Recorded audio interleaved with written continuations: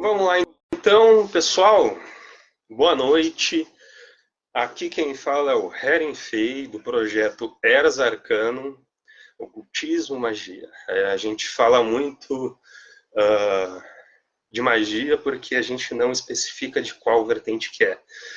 Ainda mais que eu lido muito com magia do caos, então eu gosto de usar várias ferramentas. Bom, mas não é sobre isso que eu vou falar agora. Vou deixar para outros vídeos falar um pouco mais a fundo sobre. Eu vou falar para vocês aqui um pouco da trajetória de como foi a criação do projeto Eras Arcano e a trajetória, alguns acontecimentos, algumas modificações, algumas adaptações, as parcerias que vieram pelo caminho, que foram muito importantes. E vou falar sobre algumas adaptações que foram feitas através de um trabalho que a gente tem feito para incluir certas pessoas que têm um pouco mais de ansiedade e a meditação zen já não se encaixa tanto, porque ficar parado para uma pessoa ansiosa não é muito bom. Então, eu vou falar um pouco sobre isso também. No começo, lá atrás, uns 7 anos atrás, em 2017, eu estava numa trajetória de autoconhecimento na magia natural. Não tinha iniciado ainda na bruxaria. Eu iniciei vai fazer 3 anos. Mas já tinha uma certa prática com meditação yoga, já tinha um conhecimento sobre evocação, já tinha conhecimento sobre arquétipos, inclusive um arquétipo que eu usava bastante naquela época, 7 anos atrás, era da Grande Mãe, né? Gaia, aquela mulher grávida, e a barriga dela era o planeta, e cada seio era Sol e a Lua, né? E ela ficava assim, né, debruçada. Tanto que tem uma imagem muito bonita, feita pelo Oberon Zell Heavenheart. Ele fez uma estátua muito bonita também sobre Gaia. Boa noite, Fernanda. Ah, não, tá. Já achei que era outra pessoa. Já tinha dado boa noite. Boa noite, Lu, também, que apareceu ali. Pessoal que vai entrando aí, deem um oi. E esse arquétipo da Gaia eu usava bastante no sentido de criar técnicas, criar métodos e formas de se praticar magia. E eu nem sabia o que era magia do caos. Isso há 7 anos atrás. Não fazia ideia. E me ocorreu que em muitos grupos que eu participava, principalmente é um projeto Wicca lá, como é que era o nome? Da Blue alguma coisa. É um grupo Wicca bem famoso, tá? Participava lá, só que era um pessoal assim, tipo, de várias regiões. E me acendeu assim uma intuição de fazer um grupo e lançar convites para pessoas específicas. Aí foi um trabalho de campo. Eu ia nos grupos, pesquisava quem era do RS, né, do Rio Grande do Sul, e me apresentava, falava, ó, tô criando esse projeto, mais voltado para o pessoal daqui, o pessoal do Rio Grande do Sul, e para futuramente a gente fazer reuniões presenciais, porque mesmo sendo há 7 anos atrás e não tendo, assim, acho que nem TikTok não tinha ainda nesse tempo, talvez, não lembro, reuniões online estava muito... Eu já sentia uma certa... Sabe, ficava meio maçante, sabe? Eu queria fazer as pessoas se reunirem, né? Incentivar as pessoas a conversarem presencialmente. E aqui em Porto Alegre tem o Parque da Redenção, Parque Farroupilha, né? Tem o Marinha, tem vários lugares bonitos para fazerem reuniões bruxescas. Inclusive, tem para cá feiras medievais lindas, maravilhosas, da quais eu tive a oportunidade de participar. Algumas delas foram no Parque do Marinha mesmo, muito bonito. E o grupo foi crescendo muito devagar. Foi assim um crescimento aos poucos, eu focando no pessoal daqui, e depois de um tempo eu abri, né, para o pessoal de várias regiões, e troca de conhecimento, né?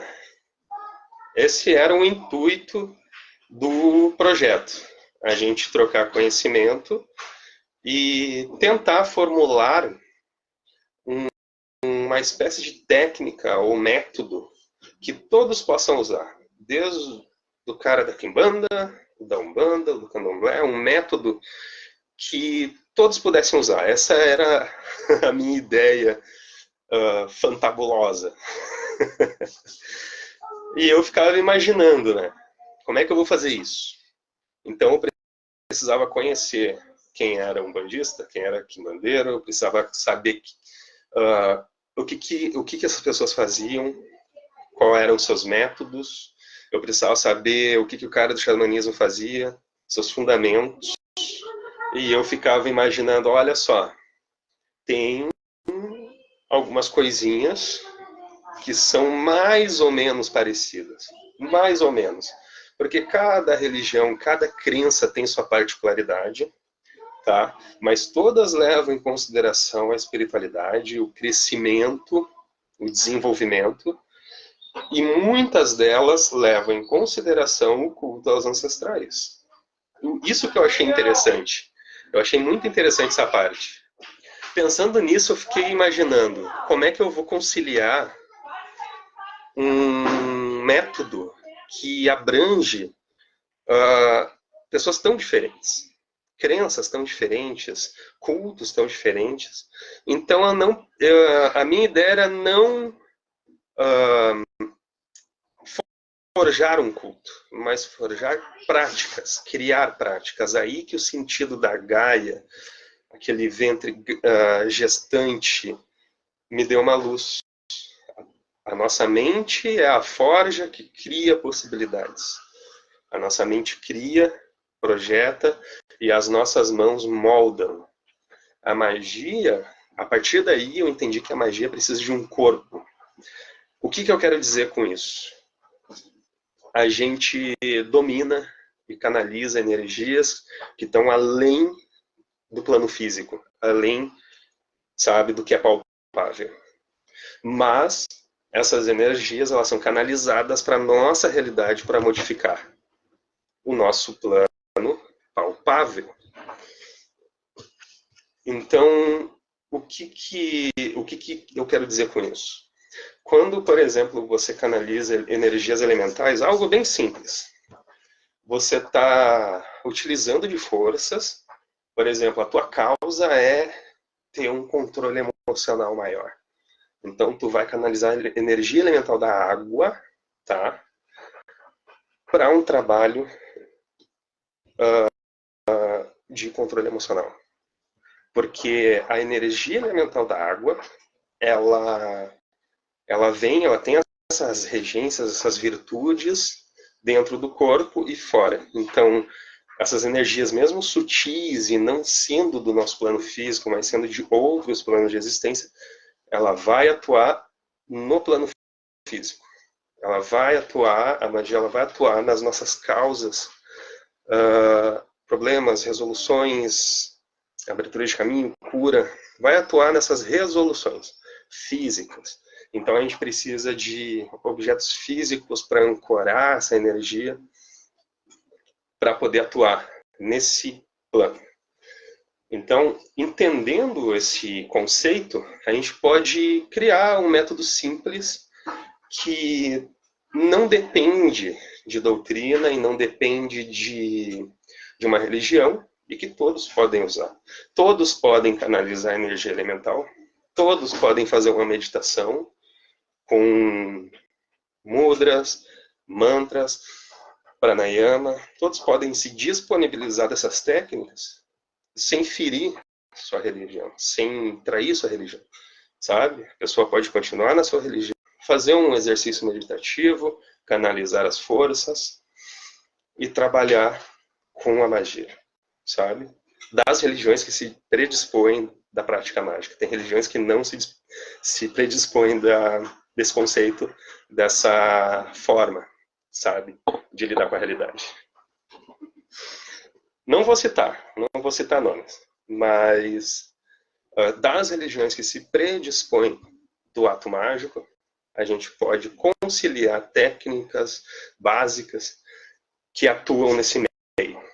Então, essa resolução que me brilhou na mente com até o arquétipo da Gaia, né, levou aí, eu acho que uns 2 ou 3 anos, só pensando em como fazer, praticando, trazendo pessoas para esse meio, tendo contato com pessoas da Umbanda, entendendo o que é o básico. Não sou fluente em Yorubá, não tenho muita experiência, já visitei casas, eu entendo alguns fundamentos, mas não sou da Umbanda.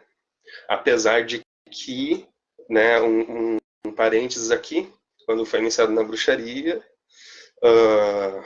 a pessoa que me iniciou, ela viu nos búzios que eu tinha uma propensão para essa religião, mas que no momento a minha caminhada era na bruxaria, para passar por isso primeiro e depois adentrar a religião e ter uma experiência mais profunda. Mas no começo era a questão de conhecer, sabe? Visitar o lugar e ter essa experiência, pelo menos presencial. Então, eu não tive em centros xamânicos, mas eu tive na presença de pessoas que são adeptos do xamanismo, então tem ali uma autoridade para falar, pessoas iniciadas. Aqui em Porto Alegre tem um centro xamânico, não vou lembrar o nome agora, mas é o nosso amigo Horus Sabanur, ele faz parte disso, faz parte desse centro. É um cara super inteligente, assim, muito grato por ter conhecido ele, mas não foi ele que eu conheci pessoalmente, foi uma outra pessoa. Só estou citando ele porque aqui em Porto Alegre existem centros xamânicos, rodas xamânicas, ou não sei como se fala, grupos, no geral, que levam o trabalho do xamanismo muito a sério. E a gente tem que divulgar, porque o Rio Grande do Sul não tem assim uma grande divulgação nessa área, então tá um pouco aí do meu trabalho, de levar isso aí adiante. Então, fui lá, conversei com essas pessoas que são iniciadas, que têm experiência no xamanismo, conversei e tive no templo de pessoas que são quimbandeiros para ver o que é presencialmente. E vi muita coisa legal, muita coisa que corresponde, sabe? Claro, cada um com as suas particularidades, sabe? Cada um com o seu culto, com o seu viés de ensinamento. E tá tudo bem, sabe? Cada um Quimbanda é a coisa mais linda do mundo. Umbanda também, xamanismo. Eu só não tive contato com tribos indígenas aqui de Porto Alegre. Apesar de que, alguns anos atrás, antes da pandemia, antes das enchentes, tive muito contato com pessoas na rua, assim, que fazem leitura de mão. Eu achei bem interessante, né? Achei muito interessante isso, a forma como eles se comportam, mas não conhecia assim, uma tribo para ir lá e ver como é que é o culto deles, sabe? Eu acharia muito interessante ter essa experiência. Até vou procurar melhor isso. Aqui em Porto Alegre teve também, Porto Alegre não, São Leopoldo, teve um acampamento cigano que eu tive a oportunidade de participar, e lá é totalmente diferente. Totalmente diferente. As crenças, a forma de se comportar, a postura que eles tomam é muito diferente. E eu achei muito bacana. O diferente, para mim, me atrai. E passando esse período de conhecer essas pessoas, essas vertentes, e vendo coisas parecidas, coisas que mais ou menos se encaixam, tá? Não é tudo. É uma forma de se concentrar, é uma forma de elevar a tua espiritualidade, uma forma de transcendência, uma forma de comunicação com as entidades, que é parecido. Alguns conceitos sobre espiritualidade e outros planos de existência também são parecidos, mas as ferramentas utilizadas e a historicidade de cada vertente que eu visitei é totalmente diferente, tá? Não tive contato com o candomblé, mas tive contato com pessoas que são do candomblé aqui em Porto Alegre. E faltou muitas outras para mim visitar, então, tipo, eu tive contato com um monge Hare Krishna que a gente conversou durante umas 2 horas, assim. Ele estava fazendo compras, a gente começou a conversar. Então, conheci um pouquinho do porquê que eles se abstêm de certas coisas. Eu achei muito interessante. Algumas religiões não se abstêm, outras se abstêm por um período, né, de carne, sexo, de palavrão, de treta, de falar alto. Tem um significado muito profundo disso, mas é só por um período. E depois volta, né, para as farras, para a bebedeira, etc. E tem vertentes que vão usar o álcool e alguns chás no ritual. E tem umas que vão se abster por um tempo, e como eu falei agora há pouco, o monge Hare Krishna, ele se abstém de tudo para a vida inteira, né? Do álcool, da carne e das relações, né? Que eu já falei. E eu achei muito interessante esses fundamentos. Eu acho que, para mim, particularmente, não seria viável me abster disso. Mas, para mim, faz sentido eu me abster por um período. Por exemplo, eu já fiz esses exercícios de abstenção por 7 dias. E deu muito certo. Doutrinando o corpo, a mente, né? Tu para de falar alto, né? Exercita o silêncio e doutrina a tua mente, sem falar palavrões, faz uma abstenção de palavrão, de trita, e se abstém da relação, do álcool e da carne, para doutrinar o corpo, sabe? Para quando chegar no dia, tu ter um domínio, uma autoridade maior, sabe? E depois tu volta ao normal. Tá? Para mim faz mais sentido assim. Não faria igual Samael a um Eor, de ficar a vida inteira em abstenção. Isso para mim não caberia, sabe? E tem até explicação nutricional sobre isso.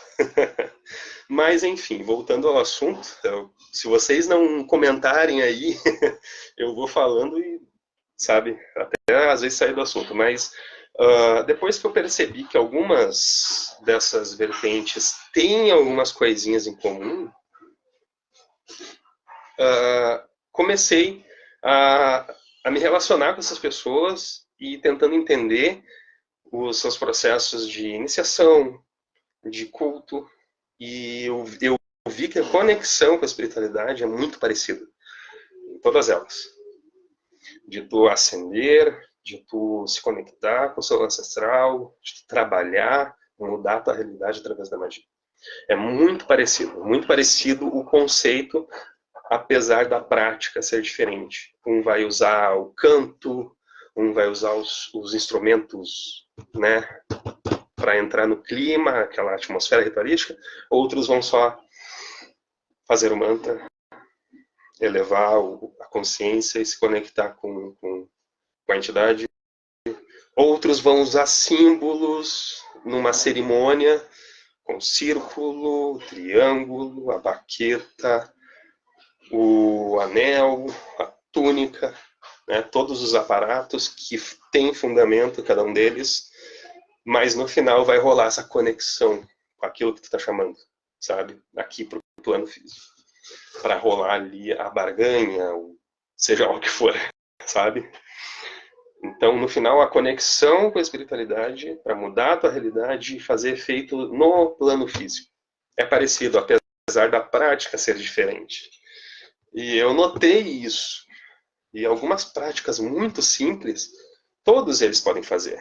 Meditação, canalizar, fazer mudras, mantras, certas práticas bem simples não vão ferir a sua religiosidade, a sua crença, e é possível que isso aconteça. E algumas pessoas, no meio do caminho, vieram e me ajudaram.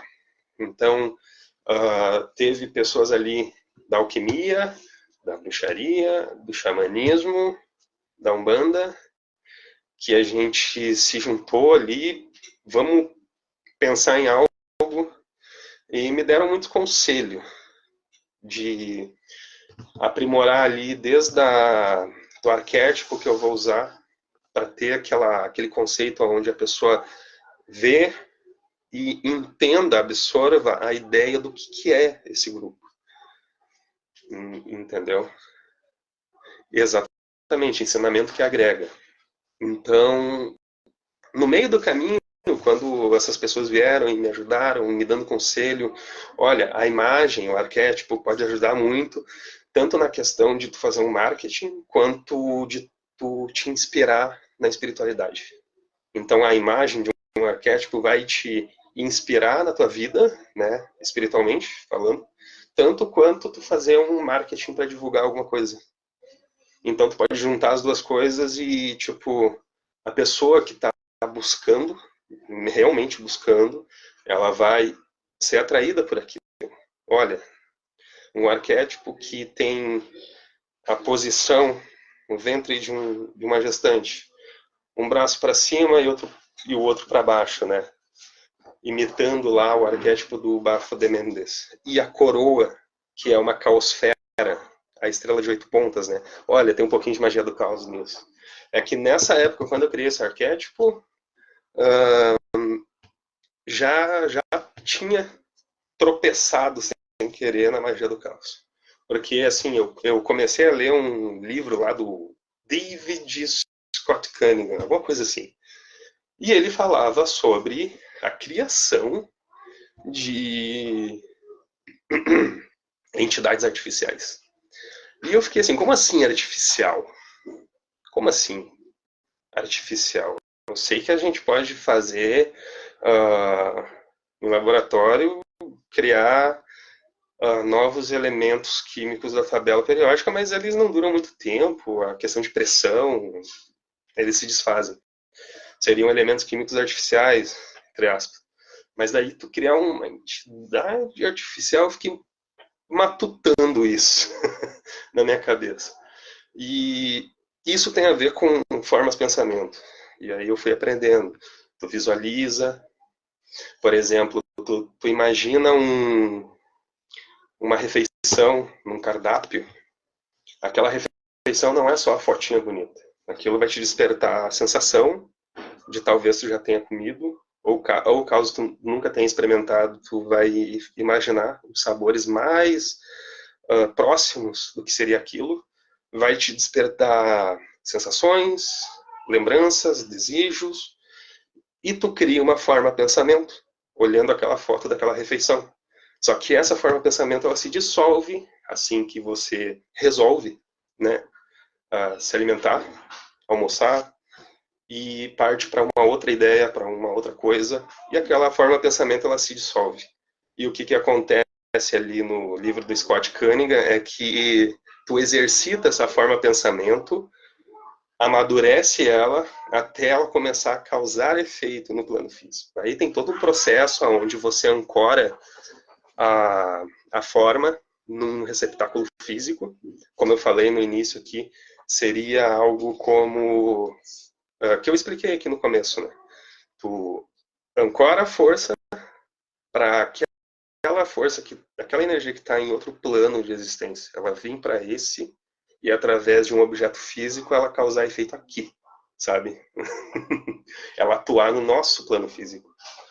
É mais ou menos isso. E para mim faz muito sentido, tanto que nas religiões de matriz africana tem esse conceito que eles chamam de assentamento, que é um objeto físico com simbolismo e elementos que são colocados ali para representar e a entidade está ali, tem um objeto físico para ela, sabe? Ela habita. Só que para mim é um receptáculo simples de uma forma de pensamento. Na religião já é algo maior, é uma entidade existente, consciente, uma inteligência, entende? Eu, nas minhas criações artísticas, magísticas, é algo mais fechado, algo, sabe, que começa a engatinhar e com o tempo atua como se fosse um talismã atuando. Tu imanta aquele talismã e aquilo causa efeito. A forma pensamento, que a gente comumente chama de servidor mágico, é mais ou menos isso, uma ferramenta mágica. E deu muito certo, fiz o arquétipo, trouxe aquela mensagem. A Kuta, uma espécie de planta, se não me engano, e pedra-ferro. Cada entidade, cada entidade vai ter um elemento relacionado. Isso se chama correspondência. Então vai ter forças que vão estar mais relacionadas ao cobre, outras ao ferro. Aí tu tem que ver a virtude. O ferro ele lida muito com essa questão combativa, essa força bruta de combate. Eu tenho quase certeza que esse assentamento tem a ver com algum guerreiro, né?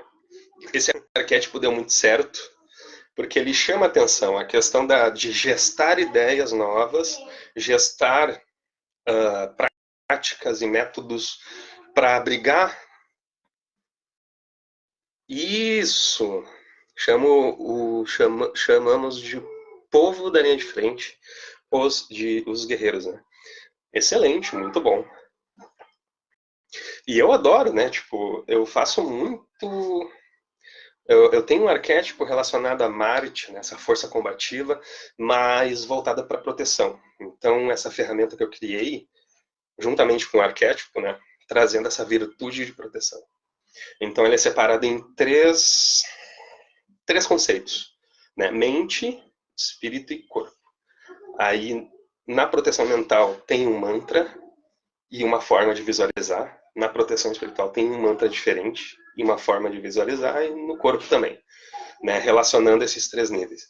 Sempre para proteção. Eu não crio nada assim relacionado a purgar alguém ou destruir. Apesar de eu já ter feito, né, atuado um pouquinho na mão esquerda na questão de dar aquele rebote a pessoas fofoqueiras, pessoas que estão te difamando.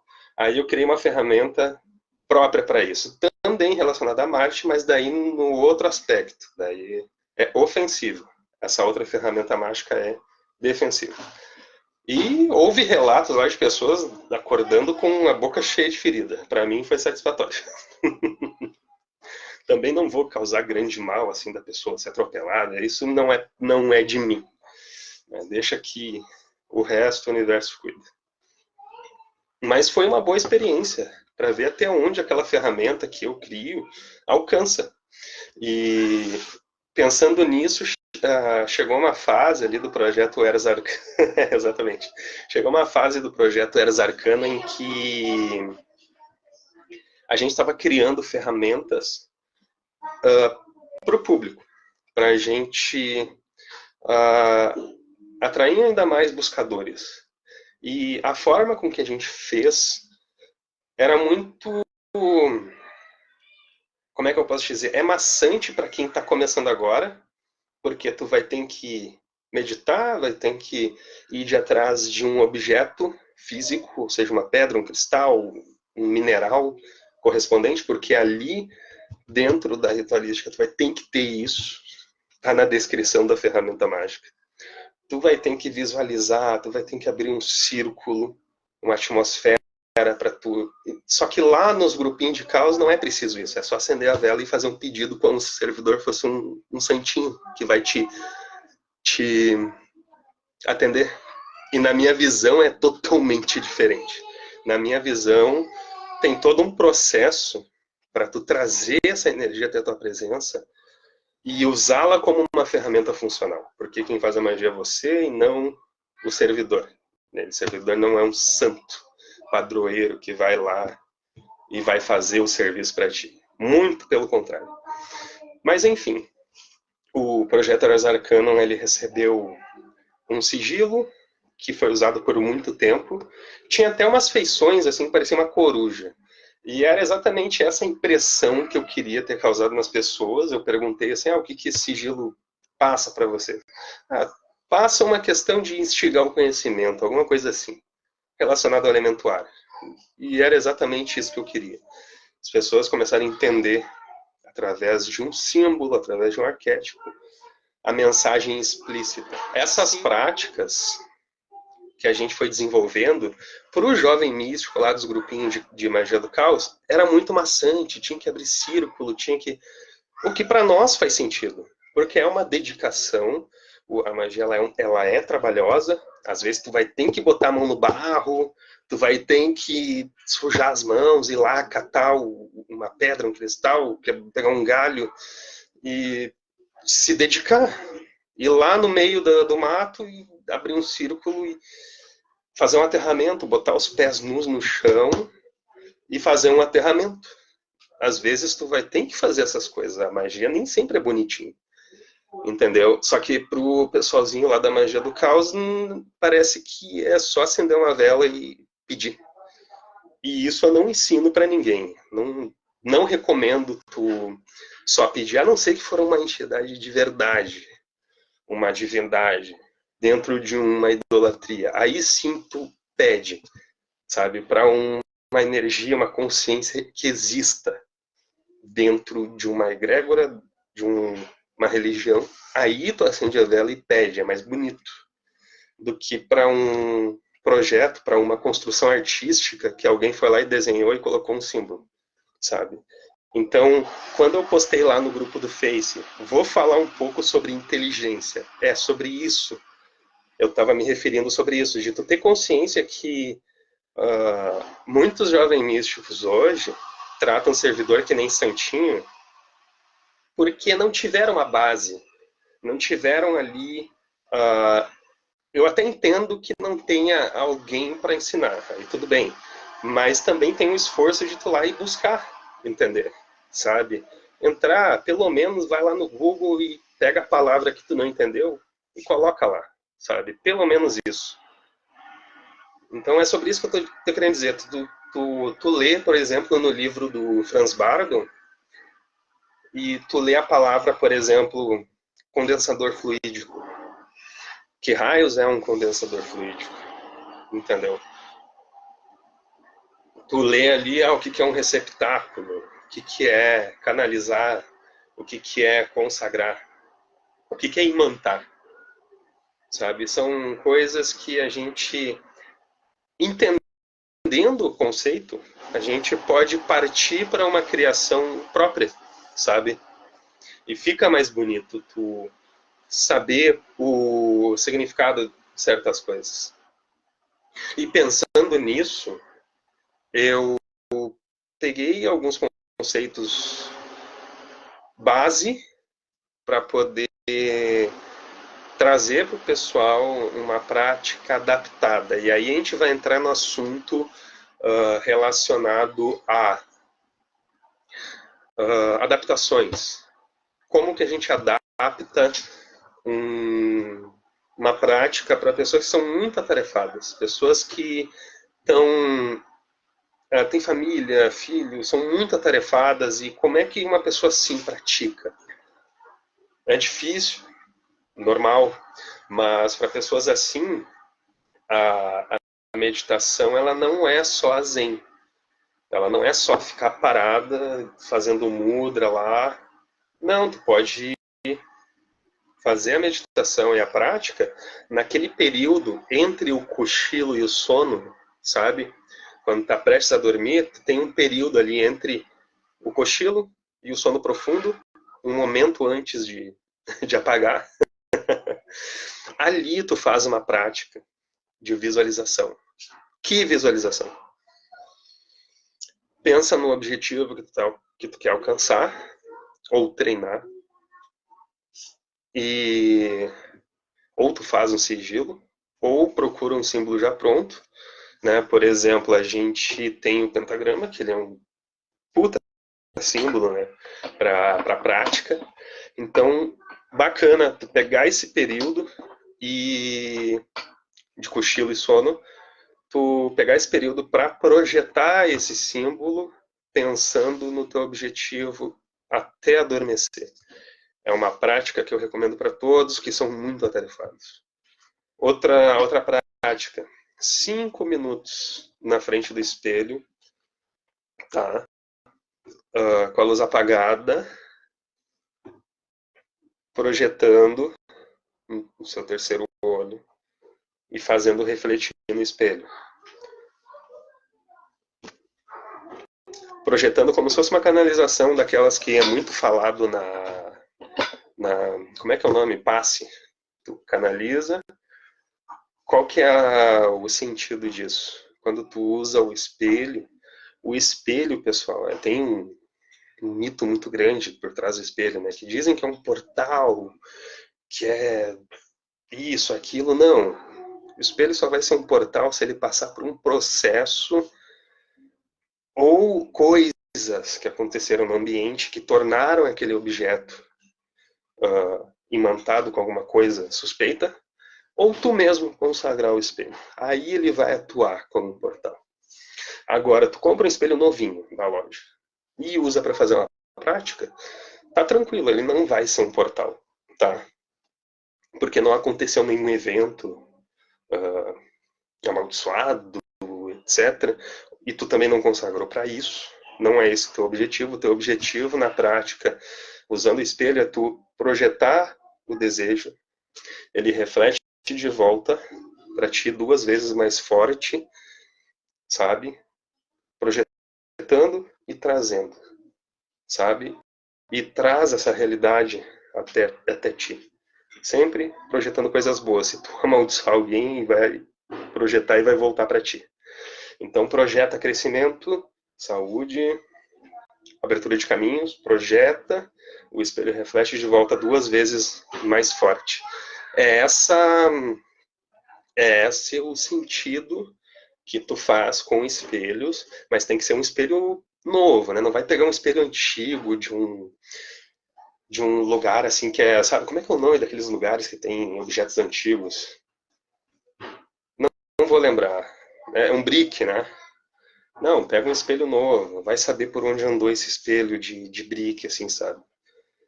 Então, espelho não é portal, tá, pessoal? A não ser que aconteça algum evento que o faça a atuar daquele jeito. Caio, bem-vindo, Caio. Tá usando aí o perfil do pastor Negro Valdebert. Bem-vindo, bem-vindo.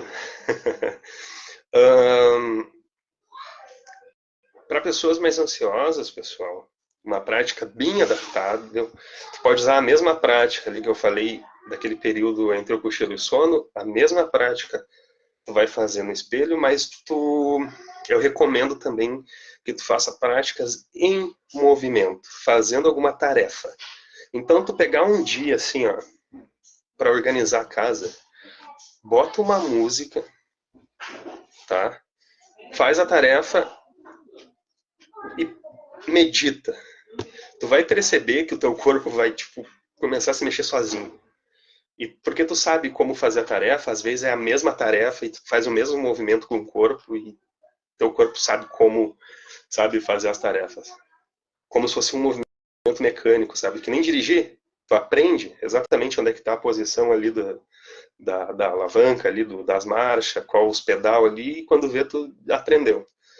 Sabe? Um movimento mecânico. E tu se desligando do corpo, parando de prestar atenção no corpo, na tarefa em si, tu te envolve tanto com a tarefa que tua mente se eleva, tua consciência se eleva, e tu, nesse momento, tu pensa na resolução daquilo que tu precisa. É muito bacana. Porque, assim, a pessoas ansiosas não é bom fazer meditação zen. Ficar parado numa asana. É horrível, é horrível. Tem que estar com o corpo em movimento para poder meditar. E é essa recomendação que eu dou para esse tipo de pessoas, tá? Até porque a meditação ela é totalmente adaptável. Não existe uma só, sabe? Tu pode criar métodos. Por exemplo, tem um método que eu adaptei que é para limpeza de ambiente. Então, tu segura a ametista, que ela serve para transmutação, medita por 5 minutos, pensando nessa energia, E tu vai como se fosse preencher todo o teu corpo por dentro e depois expandir para fora, no ambiente, assim, sabe? Criando um domo. Tu expande, expande a tua aura, num exercício de visualização. Só que, claro, se tu começar agora, vai ter um efeito. Tu praticar toda semana, todo dia, 1 ou 2 minutos. Aí passar para o próximo mês, o próximo mês eu estou fazendo 5 minutos. Estou há 2 anos meditando, estou já fazendo 20 minutos. Eu reparei isso quando eu comecei esse exercício, eu fazia 1 ou 2 minutos por dia, depois eu fazia de 5 a 10 minutos por semana, não precisava mais fazer todo dia. E depois que eu dominei bem a prática, eu usava essa técnica de expansão da aura, sabe?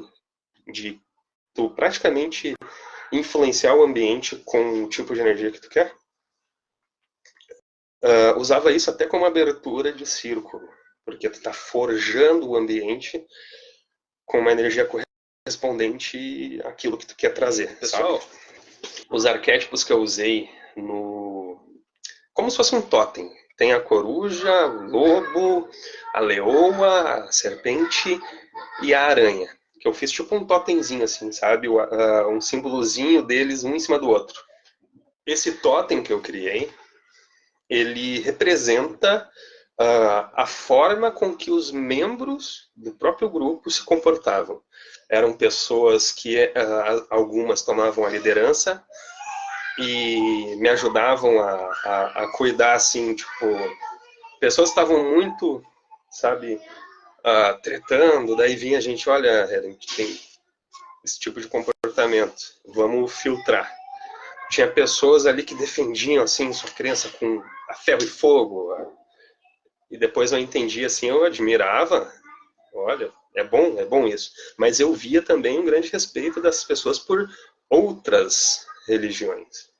Não era só defender a sua ferro e fogo. Eu vi pessoas, assim, de religiões bem trincadas, assim, sabe? Bem tradicionais, não aceitavam outros métodos, defender outras religiões. Eu acho bonito isso, sabe? Porque tu vai libertando a tua mente de certos conceitos e algumas limitações. A aranha ali, por exemplo, eu observei pessoas ali que eram muito boas em cartomancia. E o que o totem da aranha diz? Né? A aranha traça os fios da realidade, o destino, o fio dos destinos. Então, todo mundo que lida com cartomancia está vendo passado, presente e futuro, está vendo ali a linha da realidade do consulente. Então, eu achei muito importante, assim, porque tinha muita gente trabalhando com tarô, baralho cigano, então eu botei a aranha ali. A coruja, botei junto porque todo mundo se envolvia nos estudos, dava opiniões, e isso, para mim, se refletiu em mim. Quando eu estou passando uma matéria, numa aula, às vezes a matéria eu explico em 15 minutos. O que vai fazer a aula render é as dúvidas, as perguntas dos membros, sabe? Então, reparei muito isso, coloquei o símbolo da coruja, conhecimento oculto, revelado, né? E a serpente é essa adaptação dela, né? De renascer, de trocar de pele e sair mais jovem, sabe? Revitalizado. Porque de tempos em tempos a gente se repagina, então colocamos ali novas direções, novas administradores para a gente seguir com o projeto, e hoje, né, hoje não, já faz uns 3 anos já, o nosso projeto Ars Arcanum faz parte, ele ganhou uma casa dentro da imperiumfortuna.com. Então, o projeto Imperium Fortuna é exatamente para isso. Trazer pessoas que dominam um assunto e saibam como disseminar esse conhecimento. Então, a gente ganhou uma casa lá dentro da Império. E lá dentro da nossa casa na Império, Eras Arcana, a gente fala de magia do caos, bruxaria e espiritualidade. E eu faço muitas análises observando comportamento de alguns magistas. Então, coisas que me pegam muito na dúvida, assim, quando é uma coisa muito fantástica, quando é uma coisa assim muito, sabe, esplendorosa, eu fico com uma pulga atrás da orelha, né? E uma das últimas matérias que eu escrevi foi observando a espiritualidade, a questão do mago ateu, e eu meditei sobre isso. Não que o fato da pessoa ser um desafeto, de eu não gostar, eu me propus a ver aqueles conteúdos e tentar entender o porquê que a pessoa se chama de mago ateu, porquê que a pessoa acha que pode explicar, que pode provar que espírito não existe. Então eu observei e criei uma explicação plausível, pautada na ciência e na espiritualidade, do porquê que essa pessoa está errada em sua dissertação. Se ninguém tiver perguntas, pessoal, eu vou ir para o finalzinho já dessa live, tá? Só queria dizer assim, ó, dentro de todas as adaptações e pessoas que vieram e ajudaram a gente teve ajuda do projeto Universo Cigano, que é da Lucimara, tá? A gente teve bastante ajuda ali do Fraterterium, com o seu projeto Oriente Lux, e também o canal dele lá, o de Papo com o Mago. Inclusive ele foi meu mentor no curso de cartomancia. Eu aprendi cartomancia graças a ele.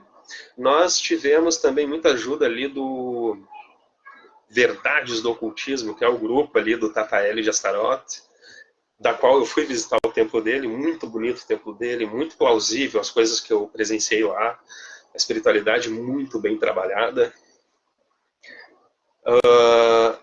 E agora, mais recentemente, a gente está em parceria com a Império Fortuna. Eu queria agradecer a todos vocês, tá, por aguentarem até aqui, estarem conosco, e dizer para vocês que logo, logo vou estar lançando aí umas aulas sobre magia prática, o básico, para vocês saberem praticar sozinhos. Não só a prática, mas entendendo o conceito por trás da prática, sabe? Qual é a mecânica por trás disso, sabe? Então eu vou trazer para vocês o que é uma evocação, o que é uma consagração, o que é necessário para fazer uma conjuração, o que é cada conceito, imantar, ancorar, sabe? Vamos ver o que significa essas coisas antes de praticar. E eu vou cobrar bastante tarefas também, vai ser cobrado. E eu estou ainda vendo qual plataforma que eu vou fazer isso, tá, pessoal? E no mais, queria desejar para vocês aí uma ótima quinta-feira, uma ótima noite e fortuna!